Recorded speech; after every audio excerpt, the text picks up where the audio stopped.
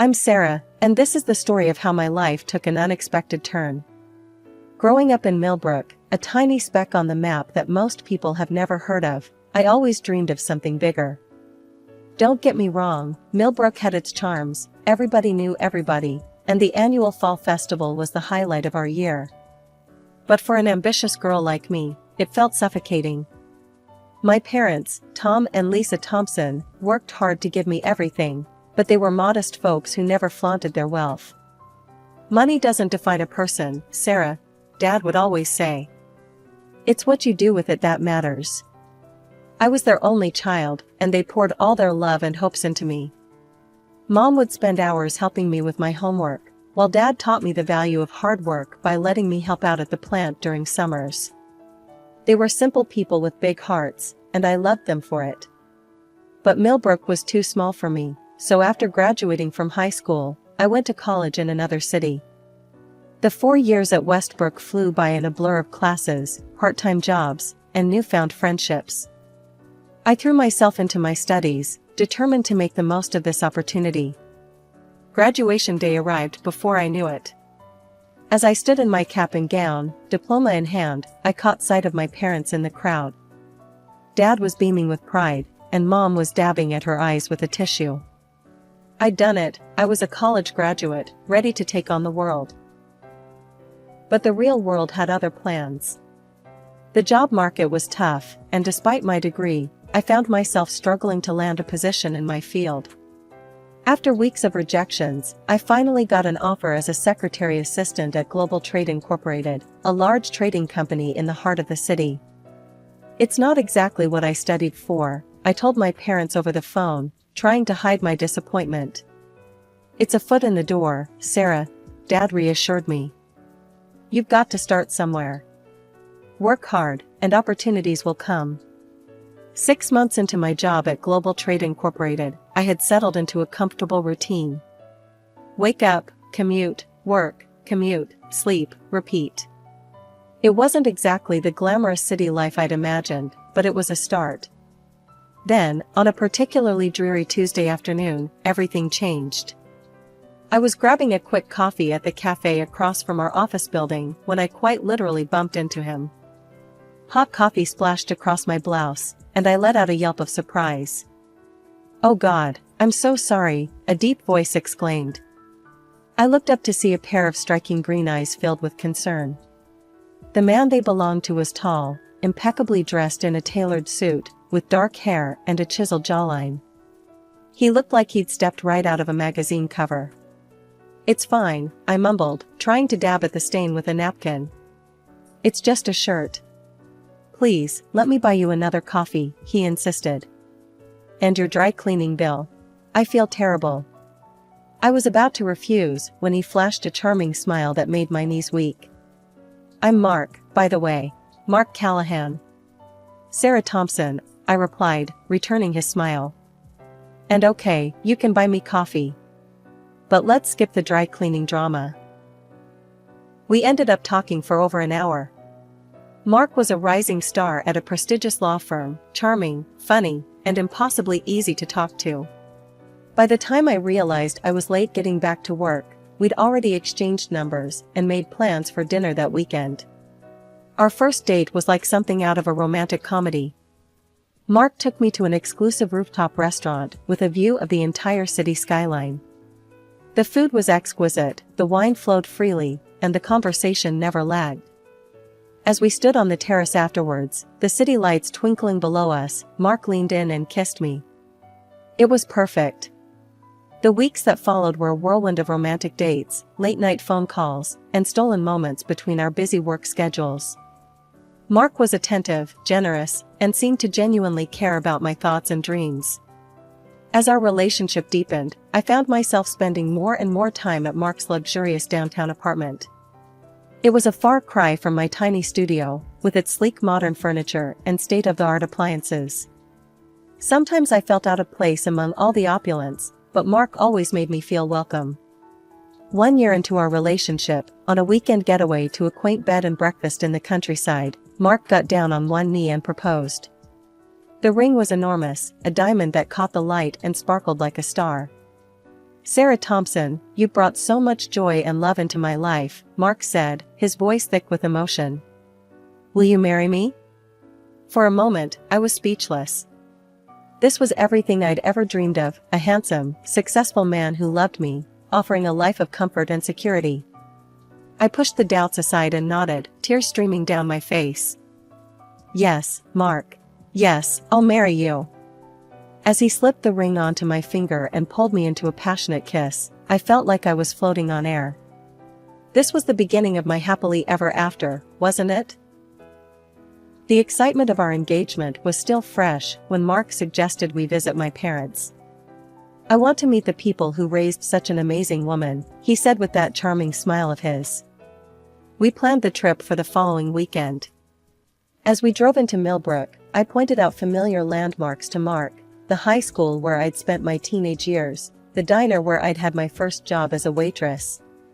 Mark nodded politely, but I could see his eyes scanning the modest houses and small businesses, with a hint of disdain. We pulled up to the apartment complex, where my parents rented an apartment during the renovation of their house. As we climbed the stairs to my parents' temporary home, I could feel Mark's judgment radiating off him in waves. Mom opened the door before we could knock, her face lighting up with a warm smile. Sarah, honey, she exclaimed, pulling me into a tight hug. She turned to Mark, her smile never faltering. And you must be Mark. We've heard so much about you. Dad appeared behind her, extending his hand to Mark. Welcome, son. Come on in. The apartment was small but cozy, filled with the familiar knickknacks and family photos that made it feel like home, despite its temporary nature. I watched nervously as Mark's eyes swept over the modest furnishings and cramped space. As we sat down to eat, the conversation flowed awkwardly. Mark spoke about his job at the law firm, dropping names of high-profile clients and mentioning the expensive car he'd recently purchased. My parents listened politely, exchanging glances I couldn't quite decipher. So, Tom, Mark said, turning to my father. What line of work are you in? Dad swallowed a mouthful of food before answering. I work at a wood processing plant just outside of town. He did not specify his position, true to his modest nature. Ah, Mark nodded, a hint of condescension in his voice. That must be interesting work. I felt my cheeks burn with embarrassment, though I wasn't sure if it was on behalf of my parents or Mark. The rest of the meal passed in a blur of stilted conversation and uncomfortable silences. As we drove back to the city, Mark was unusually quiet. Finally, he spoke. Your parents seem nice. But they're just very simple people. I guess I thought, with you being so polished and all, that they might be different. I opened my mouth to defend my parents, to explain about the renovations, about Dad's business. But something stopped me. A part of me wanted to see how Mark would treat us, if he thought we came from humble beginnings. A few days after our visit to Millbrook, Mark announced that his mother wanted to meet me. She's eager to get to know the woman who's stolen my heart, he said with a smile that didn't quite reach his eyes. I was nervous as we pulled up to a towering apartment building in the most exclusive part of the city. Mark's mother, Vivian Callahan, lived in the penthouse suite. As the elevator climbed to the top floor, my stomach churned with anxiety. The doors opened directly into a foyer that was larger than my entire apartment. Vivian stood there, a statuesque woman in her early 60s, impeccably dressed in what I assumed was a designer outfit. Mark, darling, she cooed, air-kissing both his cheeks. Then she turned her piercing gaze on me. And you must be Sarah. I extended my hand. It's nice to meet you, Mrs. Callahan. She looked at my hand for a moment before taking it briefly. Vivian, please. Mrs. Callahan makes me sound so old. The next hour was a whirlwind of designer names I didn't recognize and artwork I couldn't begin to appreciate. Vivian led us through her apartment, pointing out various luxurious items and name-dropping her influential friends. Finally, we settled in the living room. Vivian perched on an antique chaise lounge, while Mark and I sat on a sofa that probably cost more than my yearly salary. So, Sarah, Vivian began, her voice saccharine sweet. Mark tells me you work as a secretary? I nodded. Yes, I'm a secretary assistant at Global Trade Incorporated. How quaint, Vivian said, her tone making it clear she thought it was anything but. And where did you say you were from, dear? Millbrook, I replied. It's a small town about 2 hours from here. Vivian's perfectly manicured eyebrows rose. Well, I must say, this is quite unexpected. Mark, surely you can see that this arrangement might not be suitable. I felt my cheeks burn with embarrassment and anger. Before I could respond, Mark jumped in. Mother, please, he said, his voice tight. I love Sarah. We're getting married. Vivian let out a dramatic sigh. Well, if you insist. When is the wedding? I'll need time to plan a suitable celebration. The Astoria ballroom would be perfect, don't you think? We could invite all the right people. Actually, I interrupted, finding my voice at last. We were thinking of something more intimate. Maybe a small ceremony in Hawaii, just the two of us. Vivian stood abruptly. Hawaii? Without guests? Without me? I think I need a moment, she said coldly, leaving the room. Mark turned to me, his expression a mix of frustration and disapproval. Maybe we can find a compromise? Something that makes everyone happy? Finally, we reached a compromise. We would have our ceremony in Hawaii as planned, but we'd allow Vivian to attend and document the event for her social media. It wasn't ideal, but it seemed like the best way to keep the peace. 4 months after that tense meeting with Vivian, Mark and I found ourselves on a beautiful Hawaiian beach, ready to say our vows. The setting was perfect, golden sand, crystal clear water, and a breathtaking sunset. But the moment was somewhat marred by Vivian's constant presence, her phone always at the ready to capture every moment. The ceremony itself was beautiful, despite Vivian's interruptions.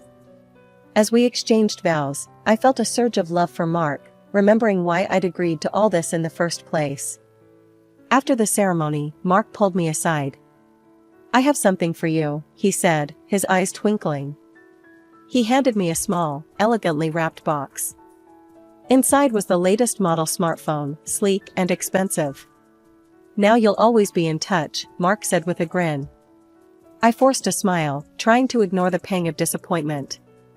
It was a generous gift, but it felt impersonal, especially for a wedding present. Thank you, I said, giving him a kiss. I have something for you too. I handed him a carefully wrapped package. Inside was a painting I'd done myself, depicting the two of us on our first date, overlooking the city skyline. I'd spent weeks working on it in secret. Mark's expression was hard to read as he looked at the painting. It's nice, he said finally. Very thoughtful. I couldn't help but feel a twinge of hurt at his lukewarm response. But before I could dwell on it, Vivian swooped in, insisting on more photos. When we returned home, I hoped things would settle into a peaceful routine. For a while, they did.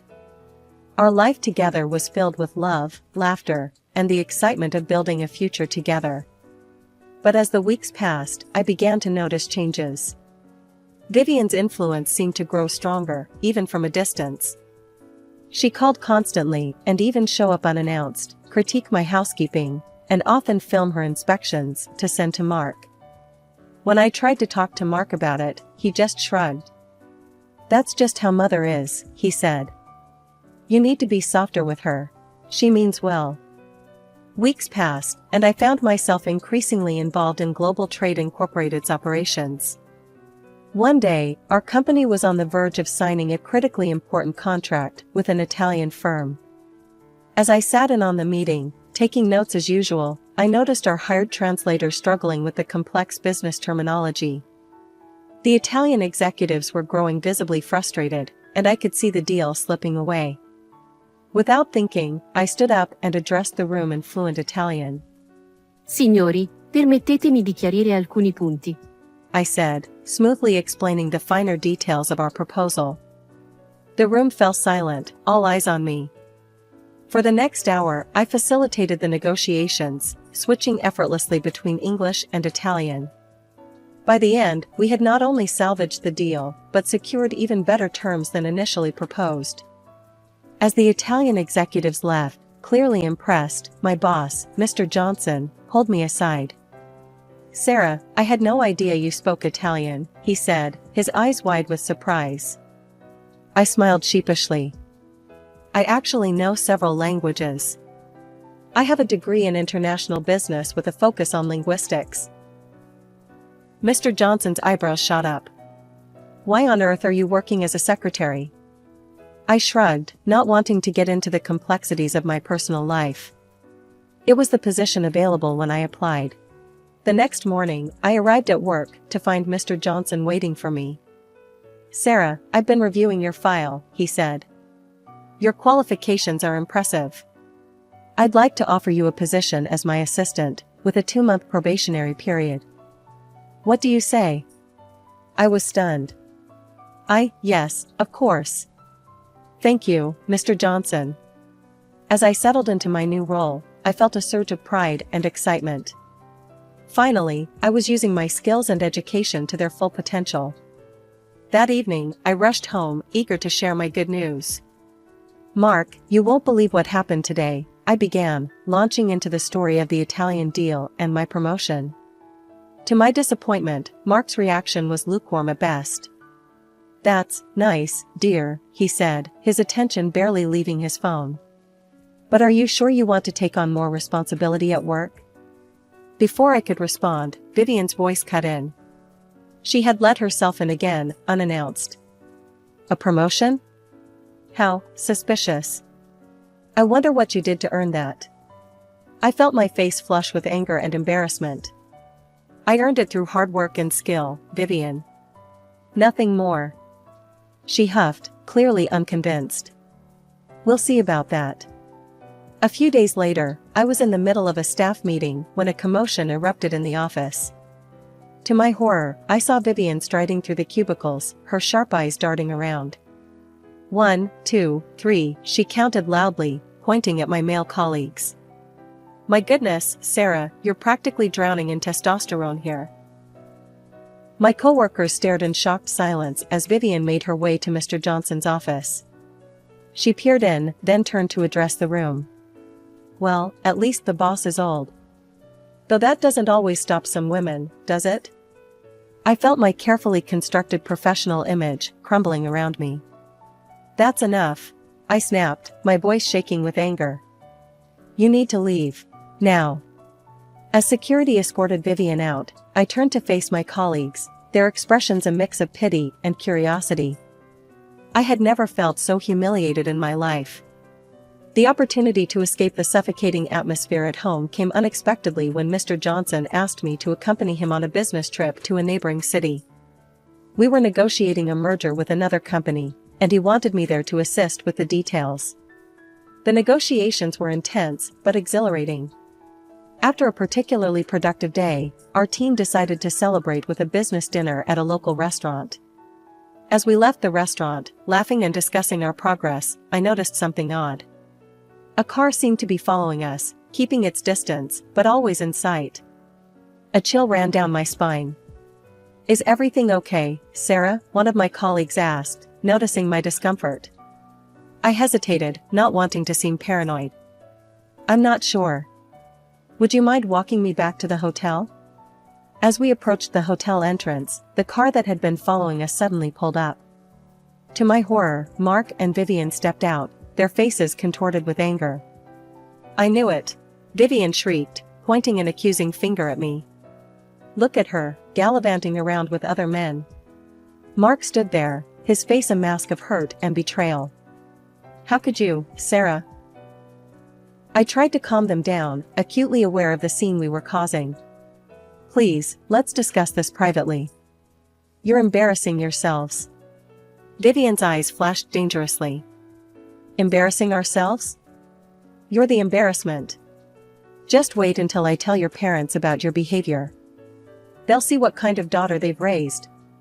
The next day, as I tried to focus on our final negotiations, my phone buzzed with a call from my mother. Her voice was a mix of amusement and exasperation as she recounted what had happened. Apparently, Vivian had shown up at their rented apartment, demanding to speak to my parents about my shameful behavior. My mother, ever the quick thinker, had directed Vivian to the wood processing plant where my father was overseeing a new production line. "You should have seen her face when she saw your father in his work clothes, covered in sawdust," my mother chuckled. "She looked like she'd bitten into a lemon." My father, playing his part perfectly, had apologized for not being able to shake her hand, showing her his dirty, calloused palms. Vivian had recoiled in disgust. She muttered something about wasting her time in this backwater and stormed off. My mother finished. "I think she believes your father is just a common worker at the plant." I thanked my mother for the call and hung up, fuming at Vivian. I returned home from the business trip, emotionally drained and dreading the confrontation that awaited me. As I walked through the door, I found Vivian and Mark waiting for me, their faces a mix of disdain and false pity. Vivian approached me, her voice dripping with condescension. "Sarah, dear, I've had a revelation. I now understand that we can't expect good breeding from you, not when your father is just a common worker with such dirty hands." She paused, taking a theatrical breath and arranging her face into an expression of humble concern. "My heart just aches for Mark. He deserves so much better." To my shock and disappointment, Mark stepped forward and embraced his mother. "It's okay, Mother. I'm sorry about Sarah's parents. They're just at a different level of development than us."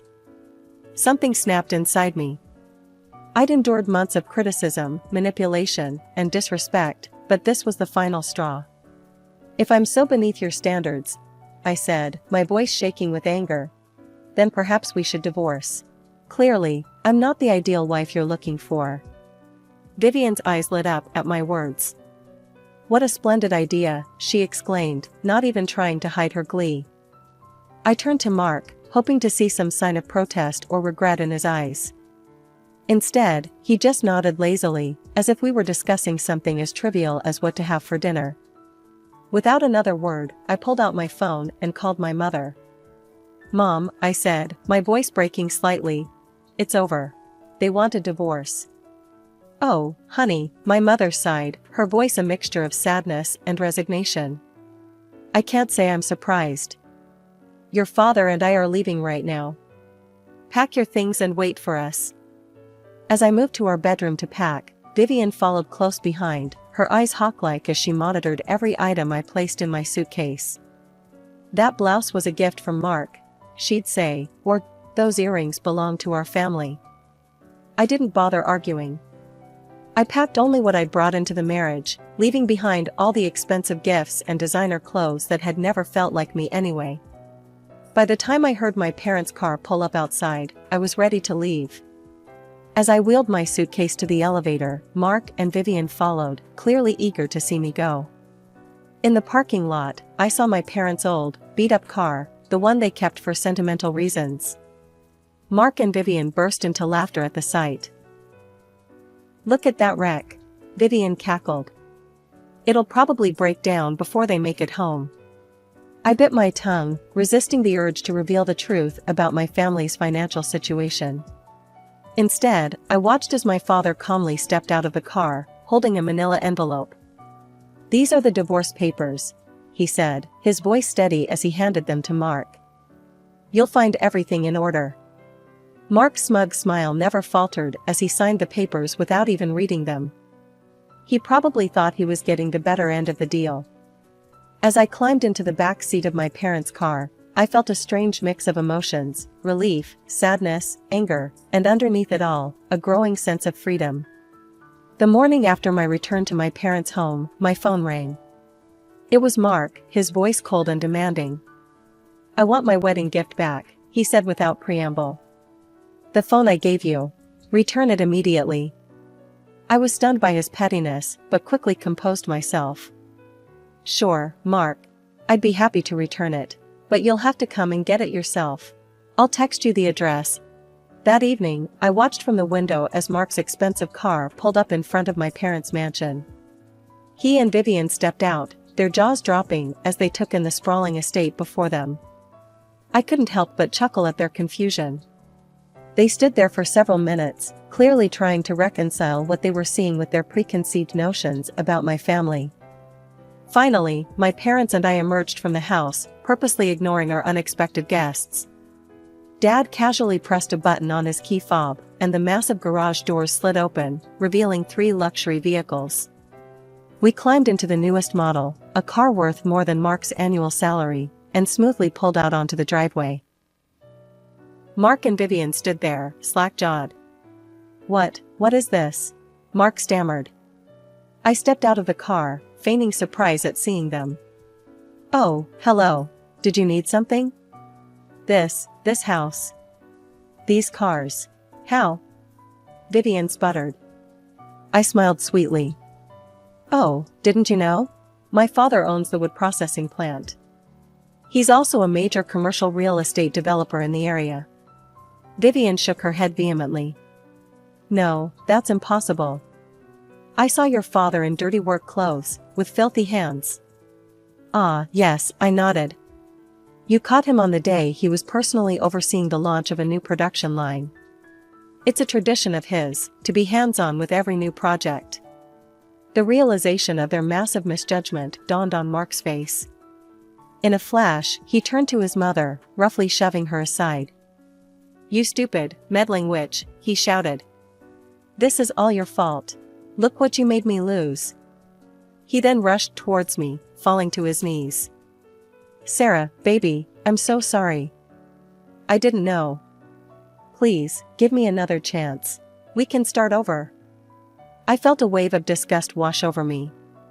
Without a word, I turned and got back into the car. Dad pressed the remote, closing the garage doors. As we started to drive away, Mark and Vivian began shouting apologies and pleas for forgiveness.